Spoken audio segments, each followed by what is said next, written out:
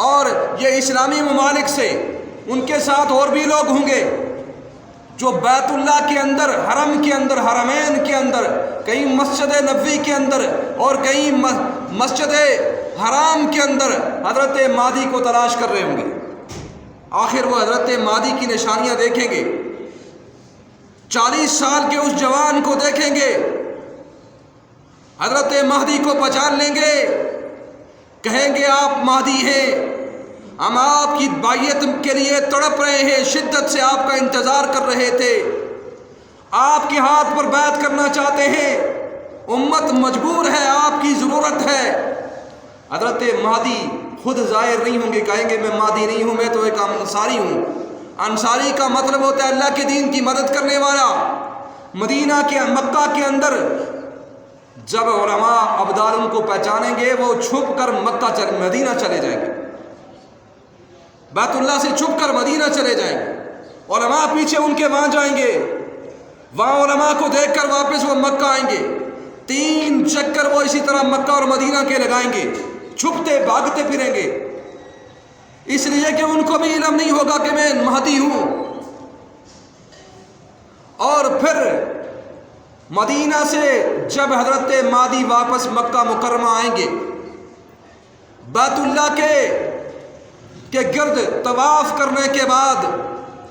جب وہ بیت اللہ سے اپنا چہرہ لگا کر امت کے درد میں رو رہے ہوں گے،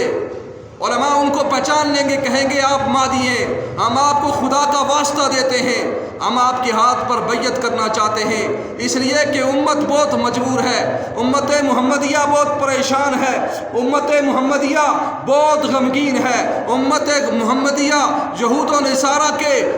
زیر اعتاب ہے، مسلمان پریشان ہیں، اسلام پریشان ہے، قرآن والے پریشان ہیں، مکہ اور مدینہ ہر طرف یہود و ہنود کا قبضہ ہے، ان کی بادشاہت ہے، ان کی باتیں ہیں، دجالی طاقتیں اپنے عروج پر ہیں، آپ بیعت کیجئے نہیں تو امت کا خون آپ کے سر ہوگا۔ پھر حضرت مہدی ہاتھ بڑھائیں گے بیعت کے لیے، خود دعویٰ نہیں کریں گے میں مہدی ہوں، بلکہ چھپتے پھریں گے، جب علماء مجبور کریں گے ان کو، ساتھ وہ بڑے علماء ہوں گے، ہر ایک کے ساتھ 300 کا یا 1000 کا یا 700 کا لشکر ہوگا۔ آخر وہ حضرت مہدی بیعت فرمائیں گے، ایک رات کے اندر ہی اللہ ان کے قلوب کو وسیع کر دیں گے، ان کے اندر قائدانہ صلاحیتیں پیدا ہو جائیں گی، اور ان کا مہدی ہونا ان پر اور ساری امت مسلمہ پر منکشف ہو جائے، سب کو پتہ چل جائے گا یہ مہدی۔ اور مہدی کی پہچان سے پہلے حضرت مہدی کو بھی نہیں پتہ ہوگا کہ میں مہدی ہوں، اس لیے جو لوگ پہلے دعوے کرتے ہیں فلاں مہدی ہے، فلاں مہدی ہے، یہ سب جھوٹ ہے، اس کا اسلام سے کوئی تعلق نہیں ہے، اس کا مہدی ہونے سے کوئی تعلق نہیں، اور مہدی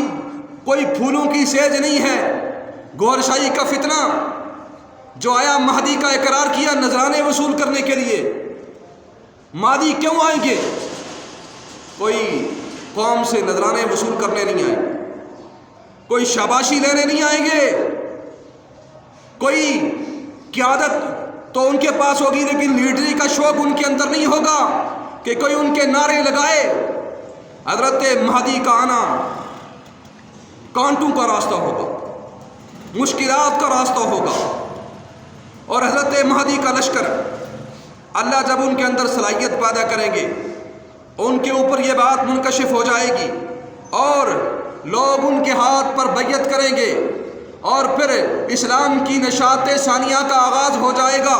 آج بہت سارے لوگ کہتے ہیں ہم بھی حضرت مہدی کو مانتے ہیں، ہم بھی حضرت مہدی کی مائیت میں رہنا چاہتے ہیں۔ جو حضرت مہدی سے نسبت رکھتا ہے اس کو قرآن و سنت سے تعلق جوڑ لو، اس کو حقوق اللہ اور حقوق العباد کو ماننا ہوگا، تب اس دور میں ہمارے دور میں اگر ظاہر ہوگے تو اہل اسلامی ان کے لشکر میں شامل ہو سکیں گے، اور ہماری اولادوں کی، ہماری نسلیں اس مبارک لشکر میں تب شامل ہو سکتی ہیں جب ہم حضرت مہدی کے ماننے والے علماء اور مجاہدین ان سے محبت کریں، ان کے معاون بنیں، اور حضرت مہدی آخری زمانے کے قائد ہوں گے، اور وہ حق اور باطل کے درمیان فرق کرنے والے ہوں گے، وہ قربانی والے ہوں گے۔ اللہ ان کو اتنی ذہانت، قائدانہ صلاحیت، جرأت دے گا، اور ان کی وجہ سے امت مسلمہ کو وہ گمشدہ میراث مل جائے گی۔ امت جس سے دور ہے وہ میراث ہے علم، تقوی اور جہاد فی سبیل اللہ۔ آج اس کا نعرہ تو بڑا ہے، ہر دیوار پر لکھا ہوتا ہے علم، تقوی، جہاد فی سبیل اللہ، لیکن آج امت اس سے دور ہے، نہ علم ہے، نہ تقوی ہے، نہ جہاد کا جذبہ ہے، نہ جہاد کا شوق ہے۔ تو حضرت مہدی جب آئیں گے کہ ان کی ٹکر یہود سے ہوگی، ہنود سے ہوگی، مشرکین سے ہوگی، عیسائیوں سے ہوگی، اور 12,000 کا لشکر حضرت مہدی کا جو یورپی یونین سے ٹکرائے گا اور ان کو شکست دے گا۔ حدیث کے اندر آتا ہے، اور سفیانی کا لشکر حضرت مہدی کے مقابلے میں آئے، 2 مقامات پر اس کو شکست ہوگی، اور حضرت مہدی ہنود کے خلاف